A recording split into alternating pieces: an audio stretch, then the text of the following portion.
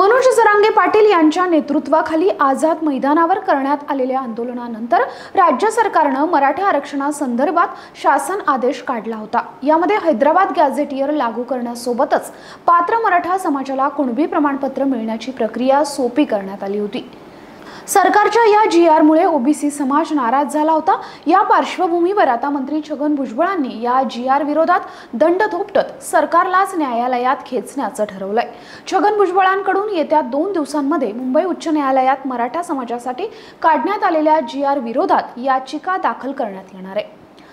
छगन भुजबळ हे सर्व ओबीसी नेत्यांच्या वतीने उच्च न्यायालयात ही याचिका दाखल करणार आहेत।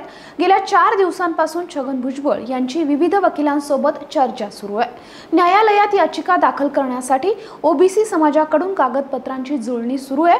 ही कागदपत्र जमा झाल्यानंतरच आता छगन भुजबळ हे न्यायालयात मराठा आरक्षणाच्या नव्या शासन आदेशाविरोधात दाद मागणार आहेत। येत्या 2 दिवसांमध्ये छगन भुजबळ हे हायकोर्टात याचिका दाखल करणार आहेत अशी माहिती आता समोर येते आहे। समीर भुजबळ हे या कायदेशीर लढाईची जबाबदारी सांभाळणार आहेत।